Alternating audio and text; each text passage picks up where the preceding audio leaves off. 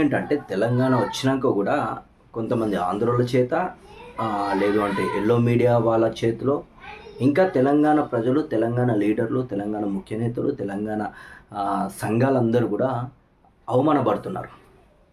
So ఒక పేపర్‌లో ప్రతి వీక్లీకో ఒక చిన్న ఆర్టికల్ ఒకటి రాస్తారు.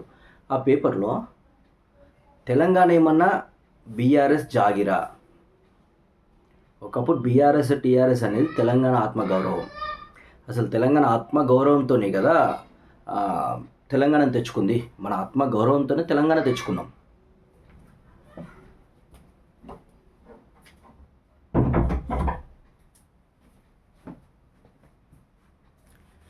తెలంగాణ తెచ్చుకోవడం జరిగింది. ఇప్పుడు మళ్ళీ కొత్తగా వచ్చి తెలంగాణ ఏమన్నా మీ జాగిరా? మరి ఎవరు జాగిరి? మీ జాగిరా? Yellow media జాగిరా?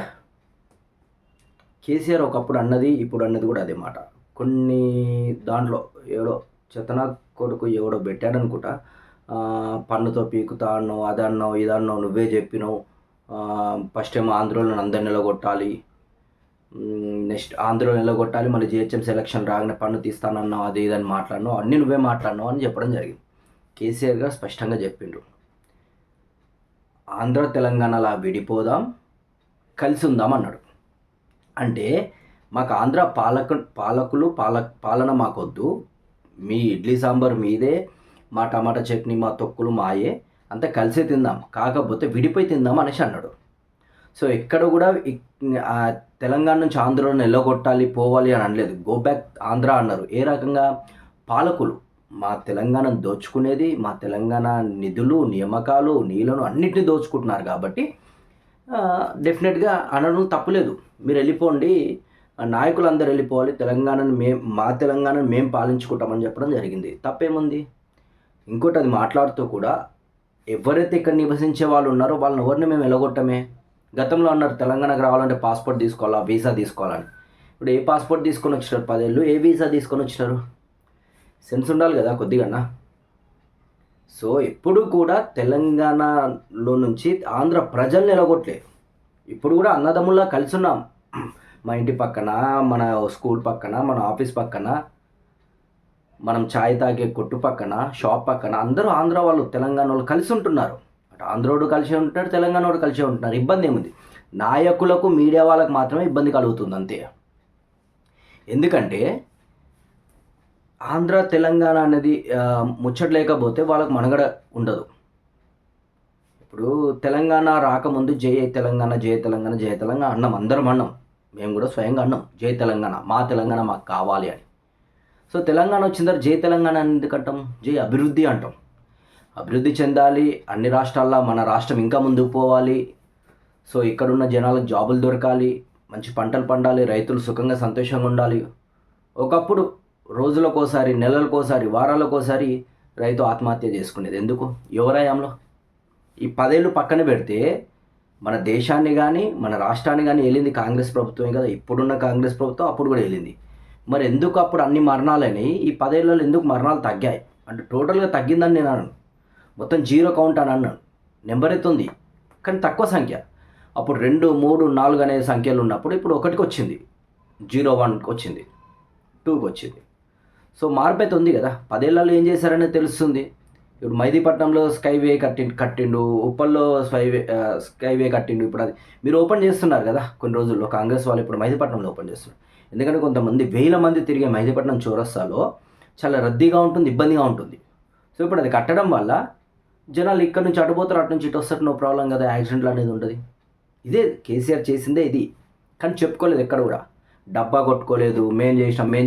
ఎందుకంటే పక్కన పుట్టిన పిల్లలు మా పిల్లలని 60,000 ఉద్యోగాలు ఇచ్చాం మేము అని చెప్పారు కదా కాంగ్రెస్ ప్రభుత్వం. ఇదే ఎల్బీ స్టేడియంలో నిన్న మాట్లాడుతున్నాడు sir, CM Revanth Reddy sir గారు, మేము 60,000 ఉద్యోగాలు ఇచ్చాం. మరి అది 60,000 ఉద్యోగాలు ఇస్తే మీరు నిజంగానే ఇచ్చుంటే, సంవత్సరానికి 2 లక్షల ఉద్యోగాలు ఇస్తా అన్నారు, నిజంగా ఇచ్చుంటే మరి మొన్న ఖర్గే వచ్చినప్పుడు అదే ఎల్బీ స్టేడియంలో మీటింగ్ పెట్టేటప్పుడు ఎందుకు మొత్తం ఒక పాకిస్తాన్ బార్డర్ వేసినట్టు మొత్తం కంచెలు ఎందుకు వేశారు?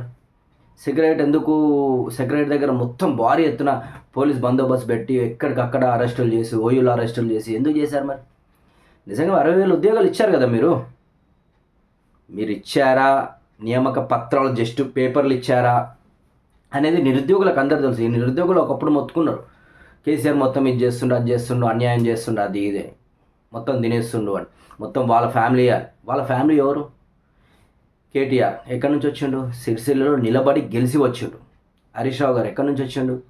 సిద్దిపేటలో నిలబడి గెలిచి కొట్లాడబడి రావడం జరిగింది. కవిత కూడా ఫస్ట్ ఎంపీగా గెలిచింది కదా, తను కూడా కొట్లాడి జనాల మధ్యలోనే కదా, ఎవ్వరు కూడా కోటాలో వచ్చి తీసుకొని లేదు అంటే బాబు ఫోటో పెట్టుకొని వచ్చింది లేదు. ఫస్ట్ అటెంప్ట్లో అంటే కంపల్సరీ ఒక పుషింగ్ కావాలి. ఇప్పుడు రేవంత్ రెడ్డి గెలవడానికి కూడా మొన్న లాస్ట్ టైం కొరంగల్లో ఓడిపోయింది కదా, మరి ఆయన నియోజకవర్గమే కదా, ఆయన కూడా ఓడిపోయాడు. మళ్ళీ తర్వాత ఎంపీగా పోటీ చేసి గెలిచిండు మల్కాజిగిరి. అవన్నీ కూడా ఆలోచించాలి కదా. మొత్తానికి ఎవడో పుట్టిన దానికి మీ కొడుకులు అని చెప్పుకున్నారు. సరే, దత్తకు తీసుకుంటే తప్పేం లేదు, అనాథ పిల్లల్ని దత్తకు తీసుకోవచ్చు. కేసీఆర్ చేసిన తప్పు ఏంటంటే ఎవడో చెత్తనా కొడుకు గైడ్లైన్స్ ఇచ్చిండ్రు, తప్పుడు గైడ్లైన్స్. 1,00,000 డబుల్ బెడ్రూమ్లు దాచుకుందాం సార్, నెక్స్ట్ టర్మ్లో ఇద్దాము అంటే ఎవరికైనా ఉంటుంది. ఒక్కటేసారి భోజనంలో అన్ని పెట్టిన తర్వాత ఇంకేముంటుంది? అది తిన్నాక ఇంకా కొత్తది కావాలనుకుంటారు జనాలు. సో తెలంగాణ ప్రజలు కూడా అదే అయింది. ఏదైతే ఉన్న 10 ఏళ్లలో ఇవ్వాల్సిన అసలు చెప్పని సంక్షేమాలు కూడా అన్నీ అమలు చేసిన తర్వాత కొత్తగా ఏముంటుంది? ఎవడో చెప్పిండు డబుల్ బెడ్రూమ్లు ఆపుదాం సార్, నెక్స్ట్ గెలిచిన తర్వాత ఇద్దాం అన్నాడు. సంఖ్య ఆగినట్టు గెలిచిన తర్వాత కాంగ్రెస్ గెలిచింది, టీఆర్ఎస్ ఓడిపోవడం జరిగింది. సో ఇప్పుడు ఏం చేస్తున్నారు? ఆ 3 రంగుల జెండా పట్టి అని పాట వచ్చింది కదా, అట్లనే 3 రంగుల జెండాలు వేసేసి జనాలకు పంచుతున్నారు. అంటే జనాలు ఉన్న వాళ్ళకి కూడా తెలుస్తుంది ఇది కేసీఆర్ కట్టిన డబుల్ బెడ్రూమే అని. ఇందిరమ్మ ఇల్లులు ఇంకా మొదలు పెట్టలేదని ఒక క్లారిటీ ఉంది. అలాగే సేమ్ ఇది కూడా అంతే. నియామక పత్రాలు వాళ్ళ హయాంలో అన్నీ అయిపోయిన ఎగ్జామ్లు అన్నీ అయిపోయిన తర్వాత నియామక పత్రాలు మాత్రం మీరు ఇచ్చారు, పేపర్లు అంటే ఆర్డర్ కాపీలు మీరు ఇచ్చారు. సరే, సంతోషం, అప్పటికైనా ఇచ్చారు 60,000 జాబులు. సరే, ఓకే, మీ కౌంటే అనుకుందాం. మరి ఇంకా 1,40,000 జాబులు ఏంది? ఒకవేళ నిజంగా ఇచ్చుంటే నిరుద్యోగులు ఎందుకు రోడ్ల మీదకి వచ్చారు? సో దీన్ని మాత్రం ఎలా చేస్తుందంటే, ఒకప్పుడు అంటే మెయిన్ స్ట్రీమ్ మీడియా ఉండే మొత్తం ఆంధ్రోలకు సపోర్ట్ చేసేది. ఆంధ్రోలకు కూడా కాదు, నేను ఆంధ్రోలను అనట్లా, ఆంధ్రోల పేరుతో ఏది తెలంగాణలో అంచనా చూసినావా? కొంతమంది నాయకులు అయితేంది, మీడియా సంస్థలు అయితేంది, వాళ్ళను తెలంగాణలోనూ తొక్కడానికి ఎవరైతే ప్రయత్నించారో, అటు పొలిటికల్ వాళ్ళు అయితే కానీ, నాయకులు అయితే కానీ, లేదు అంటే ఆంధ్ర తొత్తులుగా పనిచేసిన చెత్తనా కొడుకులు కొంతమంది వాళ్ళైతేంది, లేదు అంటే ఛానల్స్ డబ్బాలు కొట్టినాయి కదా, ఛానల్ డబ్బా కొట్టుకుంటా అసలు ఇది అది అని తెలంగాణ తొక్కాయి కదా. ఇప్పుడు కూడా స్టిల్ ఇంకేదో తప్పుడు అవుతుంది, తప్పు జరిగిపోతుంది. 10 ఏళ్ళు అయిపోయింది భయ్, మీరు మనుషులకు గాడిదలో నాకు అర్థం కావట్లేదు. ఆల్రెడీ కేసీఆర్ అన్నట్టు 10 ఏళ్ళు పాలించిండు. ఇప్పుడు జనాలు పక్కన కూర్చున్నాడు. ఇంకా మేము 10 ఏళ్ల క్రితం ఇది చేసాం. ఇప్పుడు మీరు ఏం పీకుతున్నారు అది చెప్పండి. మీరు ఏం చేస్తున్నారు, ఏం చేయాలి? ఈ ఛానల్లో ఏం డప్పు కొడుతున్నాయి, ఏం చేస్తున్నాయి? మంచి చేస్తే మంచి చేసినారని చెప్పండి, చెడు అయితే చెడు అని చెప్పండి. ఎంతసేపు ఇప్పుడు ఒక లేపడానికి ఇటు కేసీఆర్ని చెడుగా చూపించాలి. ఏమొస్తుంది చెడుగా చూస్తే? జనాలకు క్లారిటీ లేదా? ఏ టైంలో స్టార్ట్ అయింది, ఏ టైంలో అయిపోయినాయి, ఏ టైంలో ఏమి వచ్చినాయి, ఏ టైంలో ఏమి వస్తున్నాయి అనేది జనాలకు క్లారిటీ ఉంది కదా. మరి అవన్నీ ఉండగా ఇప్పుడు మీరేదో తెలంగాణ మీ జాగిర అంటే నీ జాగిరా? ఎవరి జాగిరే? తెలంగాణ డెఫినెట్గా తెలంగాణలో పుట్టినోని ప్రతి ఒక్కరిని జాగిరే. తెలంగాణలో ఆంధ్రోడు పుడితే కూడా తెలంగాణలో జాగిరే. అది ఆంధ్రోడు పుట్టిన అది తెలంగాణ జాగిరే. ఆ ఆంధ్ర వ్యక్తి కూడా తెలంగాణ అని చెప్పుకోవచ్చు, తప్పులేదు. కానీ మీరు తెలంగాణలో ఉంటూ తెలంగాణ తిండి తింటూ తెలంగాణ సంపాదన సంపాదించుకుంటా ఆంధ్రలో డప్పు కొడుతున్నారు. కొట్టండి, తప్పులేదు.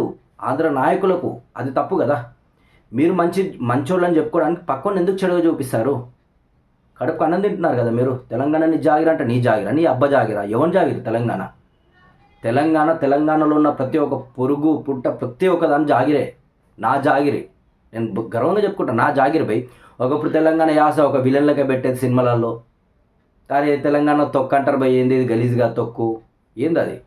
మా భాషని కించపరిచినారు, మమ్మల్ని కించపరిచినారు, మేము చేసే పనులను కించపరిచినారు, మేము మాట్లాడే విధానాన్ని కించపరిచినారు, మేము తినే పదార్థాలను అవిటిని కూడా కించపరిచినారు. ఇన్ని మేము అవమానాలు భరిస్తూ తెలంగాణను తెచ్చుకున్నాం. కేసీఆర్ అనే వ్యక్తిని ముందు పెట్టుకొని విద్యార్థులందరూ పోగయి కష్టపడి తెలంగాణను అమరవీరులు ఎంతోమంది చనిపోయి తెలంగాణని బయటికి అంటే ఏదైతే ఆంధ్రుల నాయకుల చేతిలో ఇరుక్కబోయిన మా తెలంగాణ తల్లిని లాక్కొచ్చుకున్నాం. మేము గర్వంగా చెప్పుకుంటున్నాం, మేము లాక్కొచ్చినాం. మేము ఉద్యమంలో నేను పాల్గొన్నా, నాకు తెలుసు నేను ఎట్లా పాల్గొన్నా ఏంది. సో మేము పాల్గొన్నాం, మేము తెచ్చుకున్నాం తెలంగాణని. ఇప్పుడు ఇంకా మీదే పెత్తనం చూపిస్తాం, మేము ఆంధ్రలో మేమే చేస్తాం అది ఇది అంటే ఇవే మీడియా ఛానల్ గతంలో తెలంగాణ వచ్చినప్పుడు ఫస్ట్ టైం గెలిచిన ఎమ్మెల్యేలు తప్పేముంది? జనాలు ఆదరిస్తే ఎవరినైనా సరే, ముష్టోడు కాదు, గొప్పోడు కాదు, రాజు అయినా సరే, బంట అయినా సరే, ప్రజలు ఆదరిస్తే ఆడు రాజే. కింది స్థాయి నుంచి వచ్చినా సరే వాడు రాజే అంతే. వాళ్ళు సరే ప్రమాణ స్వీకారం చేయలేకపోయినారు, నాలుక తిరగలేదు. ఇప్పుడు మీ డప్పా కొట్టే పార్టీలోని ఎంతమంది ఉన్నారు నాలుక తిరిగిన వాళ్ళు? అద్దొద్దొద్దొద్దొద్దొద్ద అనుకుంటా చాలామంది ఉన్నారు కదా. మరి వాళ్ళని వీళ్ళు మాట్లాడినారు, వీళ్ళకి చదువులేదు కొంతమందికి, తప్పేముంది? అప్పుడు ఏదైతే కొన్ని ఛానల్స్ డాష్ ఛానల్స్ ఏవైతే చేశాయో దాని గురించి తెలంగాణలో ఆపేశారు కదా. మా తెలంగాణ మమ్మల్ని కించపరుస్తా ఒకడు స్క్రిప్ట్ దరిద్రుడు ఎట్లా చదివిందంటే, పాచి మొఖాలతో కళ్ళు తాగిన వాళ్ళని తీసుకొచ్చి టూరింగ్ ట్యాకీస్లో నేల సీట్లో కూర్చున్నట్టు వాళ్ళని తీసుకొచ్చి ఐమాక్స్లో కూర్చోబెడితే ఇలాగే ఉంటుంది అంటే నువ్వు ఏ నుంచి పీక్ వచ్చినావు? నువ్వు కష్టపడే పైకి వచ్చినావా? నీ అమ్మ అయ్యా నేను అనలేను ఆ మాటలు, పద్ధతి కరెక్ట్ కాదు. కానీ ఏం కష్టపడకుండానే అంటే మీ వాళ్ళు కష్టపడకుండా నువ్వు ఆ స్థాయికి వచ్చినావా? నీ తల్లిదండ్రులు కష్టపడి ఉంటారు కదా. నువ్వు ఏదో సీట్లో కూర్చొని, కార్లో కూర్చొని, చైర్లో కూర్చొని నువ్వు ఓడో రాసిచ్చిందని నువ్వు చదివేగానే సరిపోదు కదా.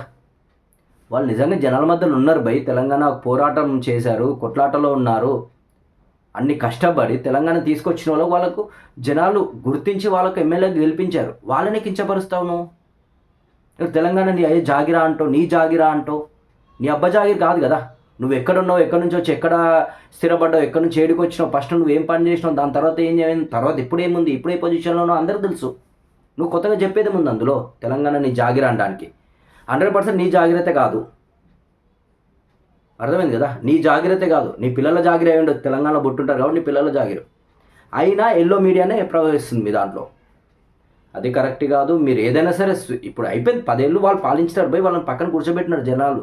ఇంకా మీరు అదే పట్టుకొని సార్ చెప్పిందిగా మీ సారు ఆ సారు మమ్మల్ని అన్యాయంగా ఎలగొట్టినారు. అప్పుడు మద్రాసు నుంచి ఎలగొట్టినారు. ఎందుకు ఎలగొట్టినారు తెలుసు మీకు. తెలంగాణ నుంచి ఎవరు ఎలగొట్టలే, పొమ్మని చెప్పారు పోయినారు. 10 ఏళ్ళు ఛాన్స్ ఇచ్చాం కదా. మద్రాసులో ఎలగొట్టినట్టు ఎలగొట్టలే, 10 ఏళ్ళు ఛాన్స్ ఇచ్చినాము. కరెంట్ బిల్లులు కట్టక మొత్తం తీసుకెళ్ళి అక్కడ సెటిల్ చేసుకున్నారు, అయింది కదా. 10 ఏళ్ళు ఛాన్స్ ఇచ్చిన తర్వాత కూడా 5 ఏళ్ళు అదే పాట, మమ్మల్ని అన్యాయంగా ఎలగొట్టినారు. ఎవరు ఎలగొట్టినారు భయ్?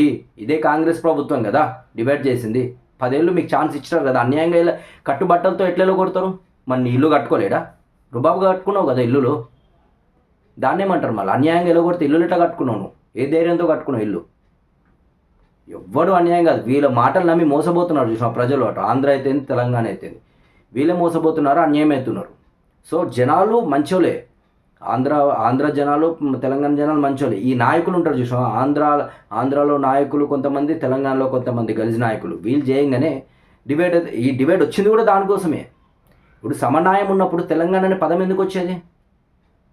సో అందుకని ఇది ఎవరు జాగిరి కాదు, తెలంగాణలో పుట్టిన ప్రతి ఒక్క బిడ్డ జాగిరి అంతే. నీ జాగ్రత్త కాదు కదా. సో ఇప్పుడైనా సరే వాళ్ళు దగ్గర పెట్టుకొని న్యూస్లా చూపించండి. ఒకప్పుడు అంటే మెయిన్ స్ట్రీమ్ మీడియా ఎవరు కూడా తెలంగాణ సపోర్ట్ చేయలేదు. ఇప్పుడు దునియా సోషల్ మీడియాలు ఉన్నాయి, చూపిస్తుంది మీరు చేసి మంచి పనైనా సరే చెడు పనైనా సరే. ఇంకా మిమ్మల్ని పట్టుకొని జనాలు పిచ్చోళ్ళ చూస్తారు అనుకోకండి. ఏదైనా సరే ఇప్పుడు రాసేటప్పుడు కొద్దిగా జాగ్రత్త చూసి రాయండి. ఎవరి మనోభావాలు దెబ్బతినకుండా ఉండేలాగా చూసుకోండి. మెయిన్ స్ట్రీమ్ మీడియా అంటే అది ఒక జడ్జిమెంట్ ఇచ్చేది, ఒక కోర్టు లాంటిది. అందులోనే మీరు తప్పులు చూపిస్తే ఇక న్యాయం ఏడ దొరుకుతుంది?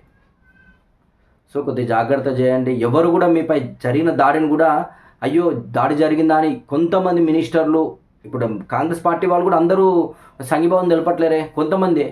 అంటే మిగతాలకు తెలుసు కదా నువ్వేం రాసావని. బూతులు, నేను పెళ్ళామాంతో పడుకుంటుంది, హీరోయిన్ చీ రూమ్లో పడుకుంది, నువ్వే చూడలేక సీసీ కెమెరా పెట్టినావా?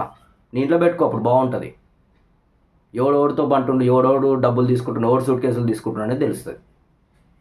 కొద్దిగా జాగ్రత్తగా మాట్లాడుకోవాలి, పరువు తీసుకోవద్దు కదా. ఇప్పుడు రాజకీయ వ్యక్తులు ఆల్రెడీ చెడిపోయినారు, అన్ని బూతులే, పేగులు తీసి మెల్లు వేసుకుంటా, తొండలు వదులుతా, చెడ్డలు ఇప్పుతా, లాగులు ఇప్పుతా అని మాట్లాడుతున్నారు, సన్యాసులు అది ఇది అని. సో మీరు కూడా జర్నలిజం ముసుగులో మీరు కూడా అట్లా ఆ పని చేయడం కరెక్ట్ కాదు కదా. చూడండి, కొద్దిగా చూసి ఏదైనా సరే పద్ధతిగా మాట్లాడితే బాగుంటుంది. మాలాంటి వాళ్ళం కూడా మేము మీ స్థాయికి మా స్థాయికి పోలిక లేదు. అంటే నీ స్థాయి ఏందో నాకు తెలుసు, కాకపోతే నేను చిన్నోని నువ్వు పెద్దోని, అంతే తేడా. అర్థమవుతుందా?